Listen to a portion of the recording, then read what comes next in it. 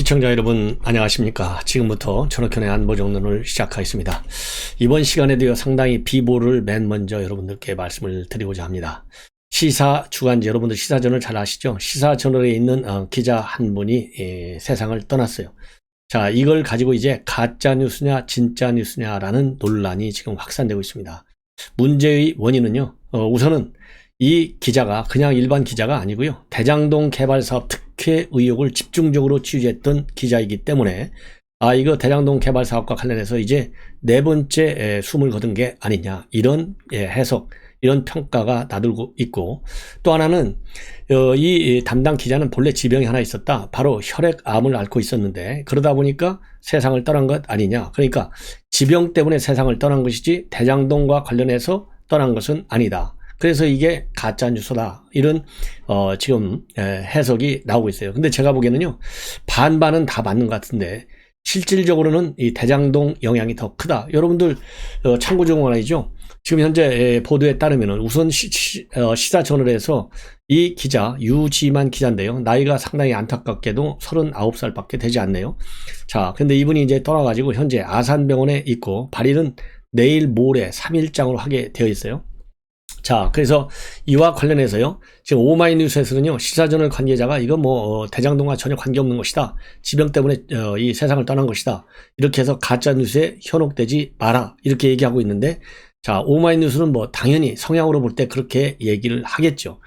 자, 그러면 여러분들 제가 설명드리지 않아도 잘 아시겠지만은 암의 원인, 근본적으로 말이죠, 의학적으로도 여러 가지가 있는데 이 내력, 이 가족력에 의한 원인도 크지만은 이 후천적으로, 즉 이 스트레스를 많이 받으면 스트레스가 모든 암의 원인이다, 이건 기정사실로 되어 있는 거 아니에요? 자, 그러면 대장동 이 특혜 의혹을 집중적으로 취재해 온 기자예요. 그러면 얼마나 스트레스를 많이 받았겠어요? 생각해 보십시오. 예, 대장동 개발, 예를 들어서 이 기자가 다른 일반 이런 사회적인 이슈를 많이 다룬 기자다, 그러면 지병의 연장선상에서 생각해 볼 수 있지만, 해필이면 이 기자가 주로 대장동 문제를 다뤘다 이거예요. 그러니까 얼마나 많은 스트레스를 받았겠느냐. 자, 참고적으로 최근에 말이죠, 이완구 전 총리가 세상을 떴어요. 이완구 전 총리, 이분하고 똑같이 혈액암입니다. 자, 그런데 지금 제가 직간접적으로 들은 바에 의하면 여러분들 이완구 전 총리 이 혈액암 다 완치됐다 이렇게 했는데 10년 만이 재발이 됐다는 거 아니에요? 재발되고 나서 얼마 있다가 세상을 떠났어요.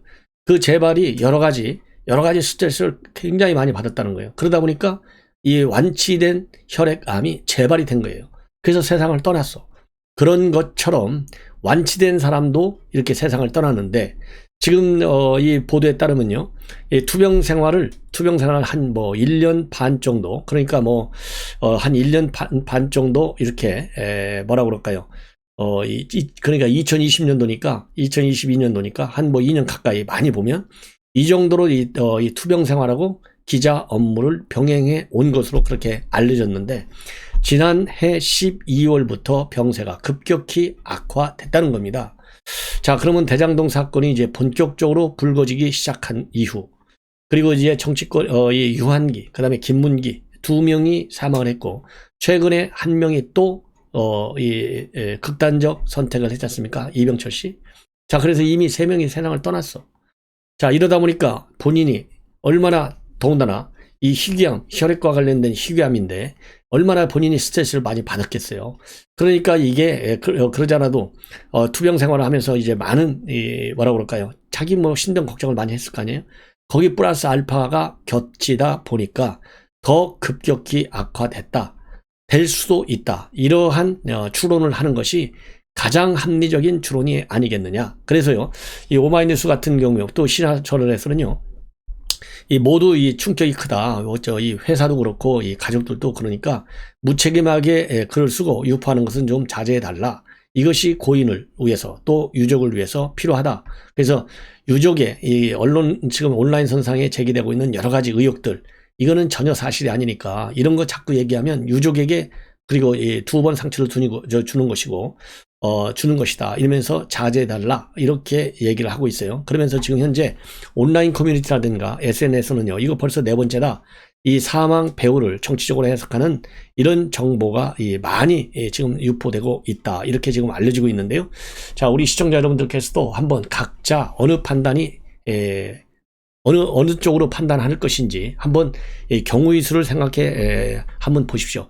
그래서 제가 보기에는요, 물론 지병이 있기 때문에 이것이 이제 직접적인 원인이 되겠지만은 암이라고 하는 것은 그야말로 이 정신건강, 스트레스도 굉장히 큰 요인 중에 하나라고 하는 측면에서 대장동 사태가 짓누르는 이 정신적인 스트레스도 큰 영향이 됐을 것이다. 그래서 저도 제 주변에요, 최근에 작년 가을에 세상을 떠난 분이 한 분 있는데 그분도 이 국정원 댓글 사건과 관련해 가지고 엄청난 스트레스를 받았어요. 계속 재판을 받아왔어요. 그러다 보니까 갑자기 암이 생긴 이 암이 악화돼 가지고 그야말로 이 진단 받고 나서 얼마 있다가 세상을 뜬 적이 있어요. 이완구 총리야말로 이미 세상이 다 아는 거 아니겠어요? 그런 것처럼 이 암이라고 하는 것은 사후적으로, 이 환경적으로, 이 정치 환경, 언론 환경 얼마나 스트레스를 받았겠어요. 그래서 이 대장동 개발 의혹과 전혀 무관하다, 이렇게 보는 것 자체가 지나치게 아전인수격으로 해석하는 것이 아니겠느냐, 이렇게 해석이 되고요. 여기에 이러한 유사한 이러한 문제와 관해서 지금 우리 국민의힘에서요, 김경원 원내대표 대장동 비리 진상규명위원회 오늘 1차 회의가 열렸는데, 여기에서 이재명 후보는 본인을 둘러싼 있다는 사망에 즉각 사과하고 후보직 사퇴하라. 그래서 그렇게 해서 책임을 져야 한다. 그래서 뭐라고 그럴까요? 계속되고 있는 죽음 앞에서 과연 진정 느껴지는 것이 없냐? 적어도 양심의 가책은 느껴야 한다. 그리고 자격미달 하자투성이 이 후보를 낸 민주당도 즉각 사과하고 후보를 교체하라. 이 후보를 둘러싼 계속되는 억울한 죽음의 배후와 진실을 국가가 밝히지 않으려 한다면 국민의힘이 밝혀낼 수밖에 없다. 그리고 이 후보를 대통령으로 만들기 위해 얼마나 많은 사람이 죽어나가야 하느냐, 얼마나 많은 생명이 희생돼야 단군 이래 최대 부동산 개발 비리 사건인 대장동 게이트의 진실이 밝혀질 수 있는가, 이러한 입장문을 내놓고, 그리고 최근에 이병철 씨, 그 다음에 유한기, 김문기, 이러한 죽음을 언급하면서 연이은 죽음이 이 후보와 무관하다는 말이 과연 믿어지느냐, 특히 이병철 씨 부검 결과와 관련해서는 받아들이기가 어렵다, 철저한 재검증이 이루어져야 한다, 이렇게 주장을 하고 있습니다. 자, 그래서 말이죠, 지금 이재명 후보, 이거 이런 사람이 후보, 그래서 이재명 후보는요, 즉각적으로 이번 시사저널 기자의 죽음에 관해서도 입장문을 분명히 내놓고 사과가 아니고요, 즉각 사퇴하는 길만이 우리 국민의 주권 재민 정신을 말하자면 존중하는, 그러니까 정치인으로서요 가장 기본 출발선상이 주권 재민의 원칙을 지키는 것인데, 신뢰하는 것인데, 주권 재민의 원칙 분명히 밝혀라. 저는 그렇게 여러분들께 주장을 하고 싶습니다. 자, 그리고 말이죠, 지금 이재명 후보가 오늘 하필이면 또 간호사들하고 간담회를 가졌어요. 자, 간호사들하고 간담회 가졌는데, 이 간호사들하고 간담회 가지면서 과연 본인 때문에 운명을 거둔 이 3명의 생명의 존귀함에 대해서, 그리고 어떻게 생각했는지 정말 궁금하지 않을 수가 없고요. 또 이 김건희 씨 녹화, 이 MBC 보도와 관련해서 오늘 이제 한마디 했어요. 그동안에는 특별한 의견이 없습니다, 이렇게 했잖아요. 자, 그런데 오늘 이 간담회에서요, 저도 관심 있어서 당연히 봤다. 근데 그냥 봤을 뿐이다. 국민 민생과 경제에 더 관심을 둘 생각이다. 이거 엉뚱한 얘기하고 있어요. 엉뚱한 얘기. 말을 돌려. 그러면서 국민이 먹고 사는 문제, 경제와 민생, 나라의 운명이나 미래보다 더 중요한 일이 어디 있느냐. 맞아요. 나라의 운명 중요하기 때문에, 미래가 중요하기 때문에 이재명이는 후보 자격이 없다. 그러니까 사퇴하라. 저는 그렇게 주장을 하는 거예요. 그래서 후보를 교체하라. 그리고 대장동 사태와 관련해서 검찰의 수사를 받아라, 자진해서. 이렇게 저는 주장을 합니다.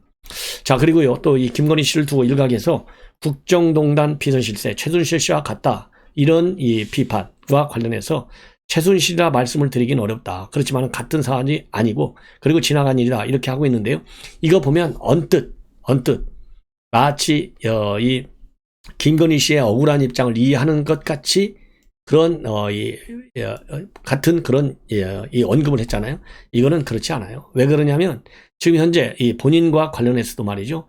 자, 유동규서부터 시작해서 측근이냐 아니냐 이 논란에서 자유롭지 않아요. 그러다 보니까 이런 측근 논쟁이 본인의 측근으로 즉 비선실세 정진상 잠시 후에 제가 말씀드리죠. 정진상이가 문고리 실력자예요. 이런 지금 계속된 이 언론의 비판, 여론의 비판 이런 거를 염두에 두고 약삭빠르게 최순실이라고 말씀드리기는 어렵다. 이런 입장을 내놓은 것 같습니다. 자, 그래서요 이재명 씨 우리 지금부터는요 후보 사퇴를 위해서 여론의 압박 대대적으로 전개해야 된다.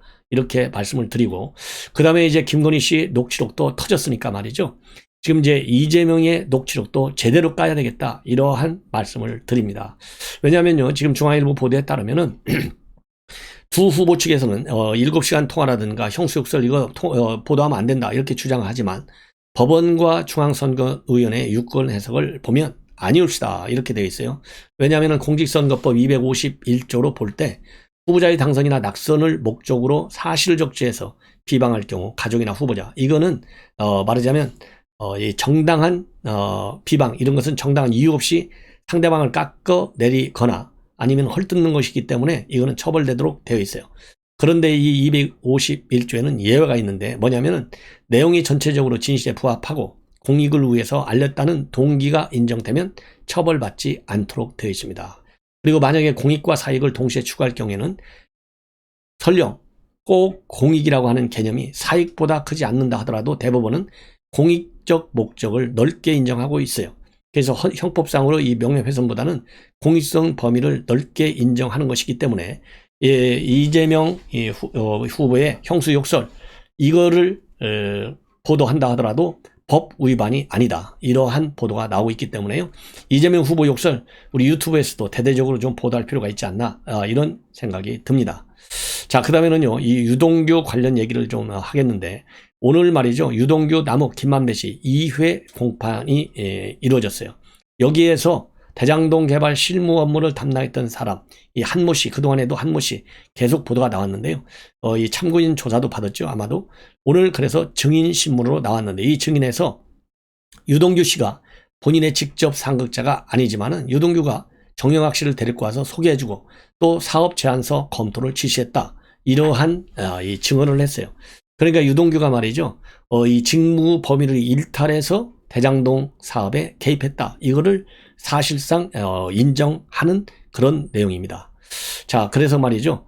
이 대장동 개발과 관련된 유동규의 위법성 그리고 이 측근성이 이 한모 씨의 증언을 통해서도 이 밝혀진 것이 아니냐. 그리고 이 검찰이 말이죠. 이 증인 이 한모 씨가 김문기에게 보고한 내용이 유동규에게 보고가 됐고 이에 따라서 유 씨가 정영학 등에게 연락해서 이들이 재차 찾아와 설명했느냐 이렇게 물으니까요. 그 과정은 올 수 없지만 그렇기 때문에 설명을 했을 거라고 생각을 한다. 이러한 입장을 내놨어요.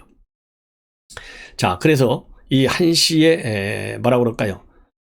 이 증언을 보면 이 정영학 씨라든가 유동규 씨의 위법적 이 업무 개입 이것이 직접적으로 이제 확인된 내용이다 이렇게 보여지고요.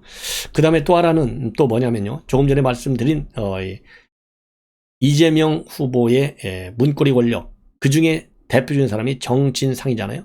근데 정진상 이 정책실장 했는데 성남에서 이 정책실장은 6급 별정직 자리였다고 하는데요. 성남시 행정 대부분에 다 관여했어요. 이거는 박수영 의원실에서 말하자면 관련 자료를 쭉 말하자면 받아가지고 정리를 해보니까 무려 말이죠.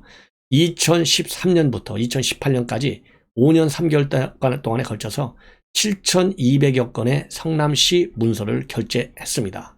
예. 근데 더더군다나 2010년에서 12년까지는 말이죠.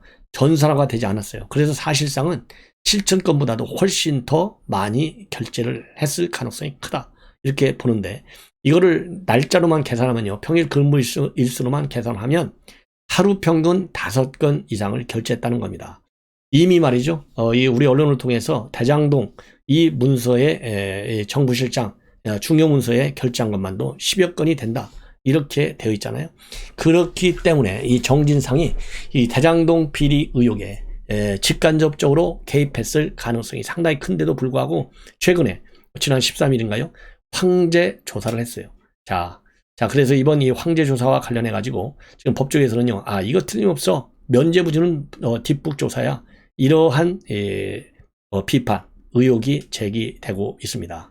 그래서 이 박수영 의원은요, 이 결제 건수만 봐도 이 정진상 부실장이 성남시의 전권을 휘두른 것으로 볼 수 있고, 제대로 조사하지 않는다면 검찰도 수사 대상이 될 수 있다. 이러한 입장을 내놨습니다. 그리고요, 정 실장은 이 조선일보의 이 전화 통화를 통해서 비서관의 위치상 당연히 시장에게 보고될 문서는 협조 결제한 것이다. 이런 입장을 밝혔는데요. 자, 협조 결제를 했으면 진작에 빨리 검찰 수사에 응했어야죠. 여태까지 응하지 않은 이 이유가 뭐겠습니까? 최대한으로 늦춰서 깔아 뭉개가지고 그야말로 검찰의 봐주기 수사를 유도하겠다. 이런 의도가 아니고서는 우리가 이해할 수 없는 것 아니겠어요? 예.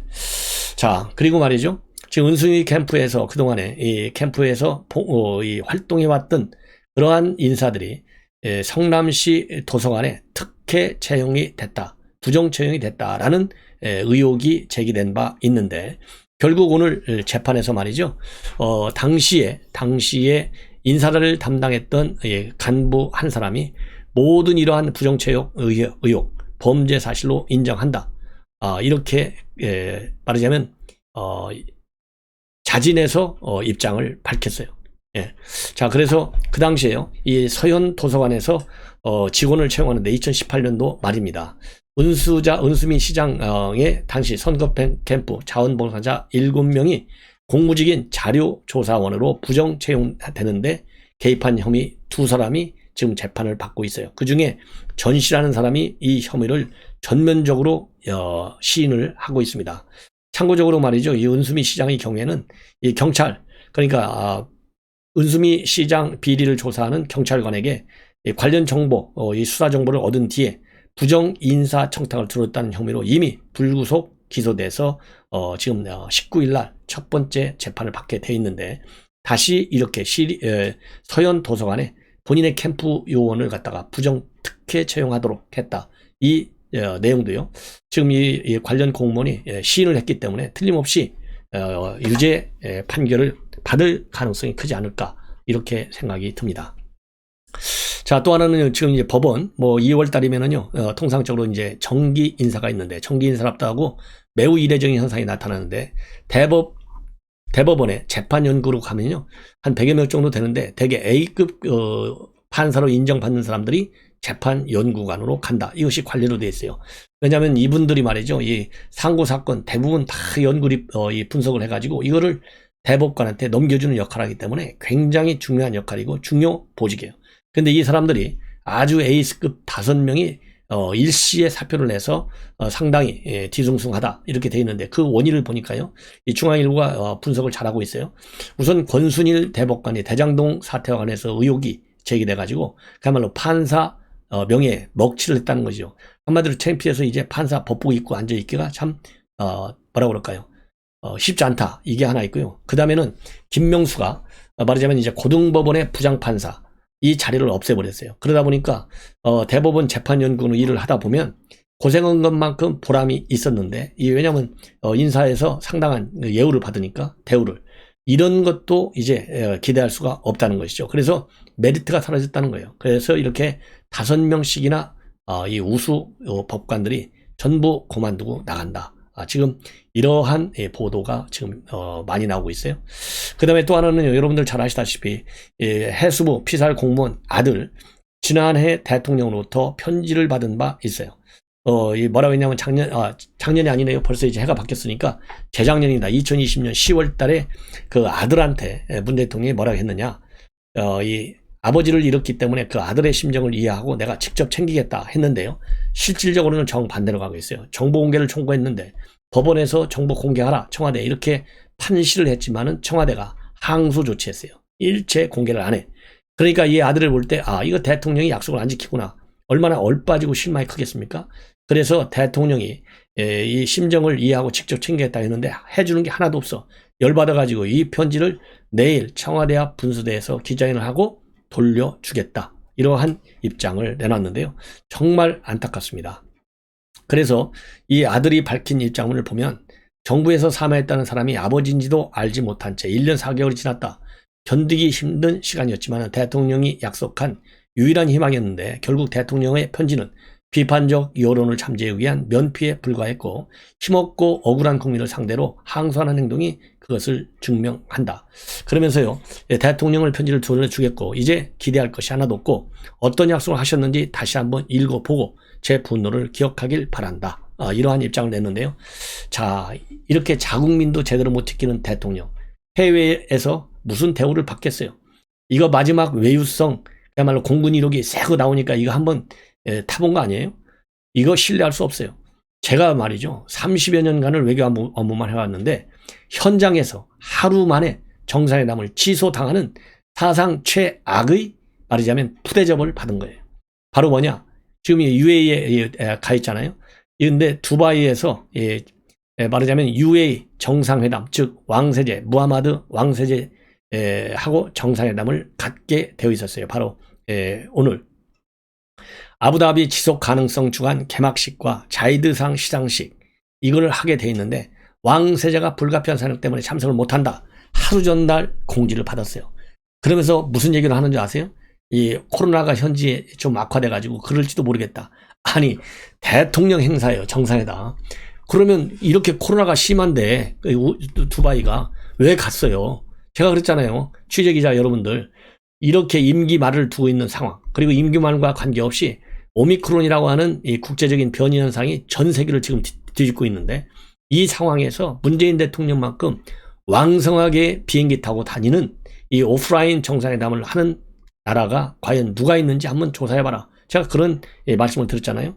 그래서 얼마나 이렇게 무리하게 갔으면 하루 전날 내가 정상회담 못하겠어, 이렇게 UAE 측으로부터 입장문을 받느냐. 그리고 이유도 또 밝히잖아요. 그냥 사유가 뭐냐, 뜻밖의 긴급한 상황이다, 이렇게 돼 있대요. Unforeseen and urgent matter of state. 자, 이게 말이죠. 그러면서 뭐라고 둘러대는 줄 아세요? UAE 총리하고 회담하는 것도 정상회담이래요. 아니 그러면 UAE 총리하고 하는 것도 정상회담이면 처음부터 총리하고 했어야죠. 예? 처음부터. 이게 말이나 되는 겁니까?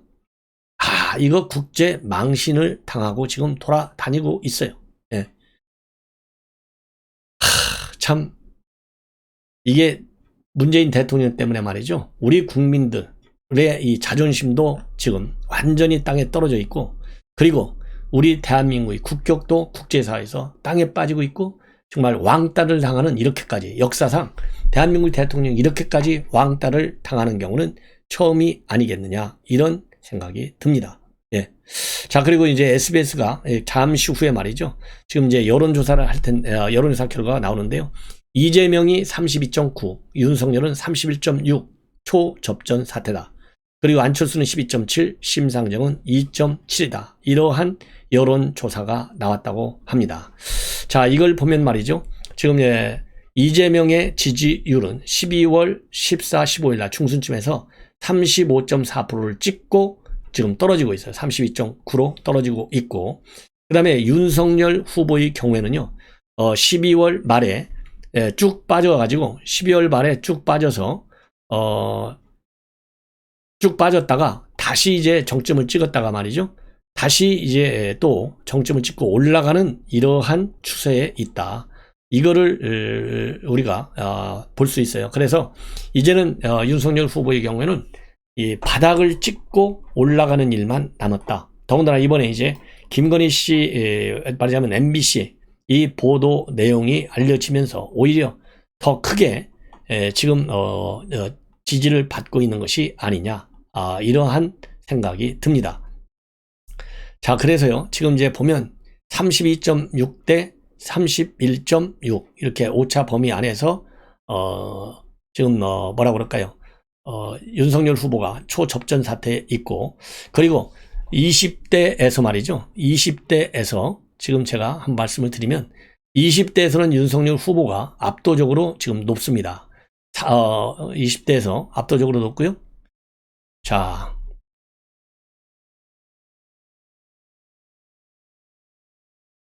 그 다음에 윤석열 후보는 보수로부터 59.9, 중도층에서는요, 이재명이가 32.1, 중도가 24.1, 윤석열 후보가 중도층으로부터 8% 정도 지금 밀리고 있습니다. 자, 그리고요,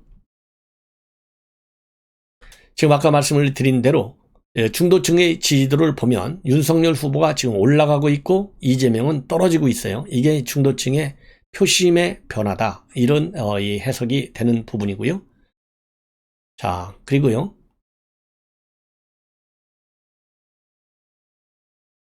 또 한 가지를 더 말씀을 드리면 30대에서는 이재명이가 상당히 높습니다. 그동안에 12월 달에는 47대 26이었는데 이번에는 24대 23으로 우리 윤석열 후보의 추격이 굉장히 세다. 이렇게 보시면 되고, 그리고 20대의 경우에도 지난번에 12월 말의 경우에는 이재명하고 20.5대 8.9, 약 12% 정도가 우리가 밀렸는데요. 이번 조사의 경우에는 10.7대 30.4로 20대에서 무려 3배나 윤석열 후보가 껑충 뛰어 올랐다. 이걸 보면 지금 굉장히 여론이 급변하고 있고요. 그리고 대선에 투표하겠다. 이게 82.5%가 투표한다. 이렇게 지금 되고 있어요. 자, 그리고 지금 이제 대선 후보의 적합도를 보면요.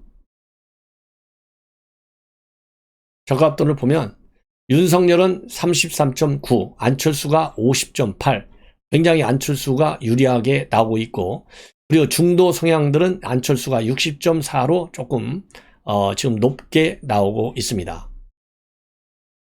자, 그리고요.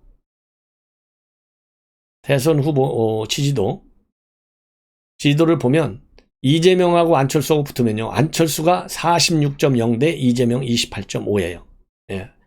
예. 그리고 또 이제 심상정하고 붙을 경우에는 윤석열이 37.6대 이재명 16.5. 예. 이렇게 안철수 지지자의 표심이 윤석열 쪽으로 많이 지금 몰리고 있습니다. 그리고 단일화가 될 것이냐 쉽지 않다가 58.3입니다. 예, 58.3. 그리고 이제 호감도를 보면 말이죠. 호감도를 보면 윤석열 후보가 앞섭니다. 이 호감도는 이재명이가 앞서네요. 41대 윤석열 36.9. 그 다음에 안철수가 호감도가 굉장히 높아요. 51. 이렇게 높고.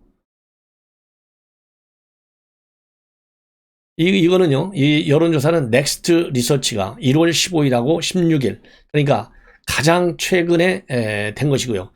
전화 면접 여론조사 결과입니다. 예. 그리고 지금 지지하는 후보를 계속 지지하겠다. 69.9%가 됩니다. 69.9%. 그리고 또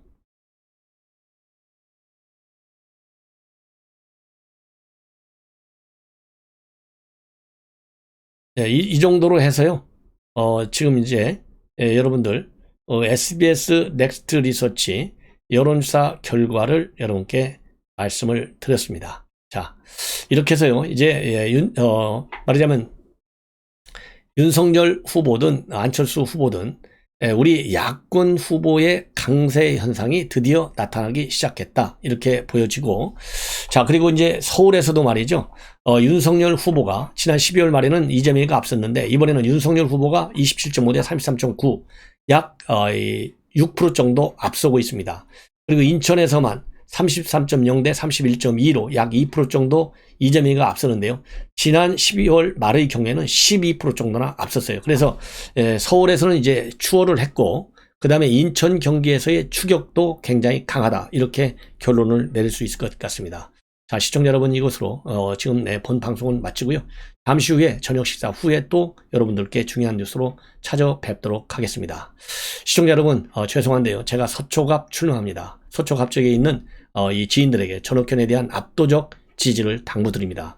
제가 한편으로 정권 교체를 위해서 그리고 여의도 민주당이 2년간 더 지배하게 돼 있어요. 일당백의 기계로 제가 철저히 민주당과 싸워 이기도록 하겠습니다. 전투력 있는 사람이 여의도에 가야 됩니다. 시청자 여러분들의 많은 지지, 성원 당부드리겠습니다. 감사합니다.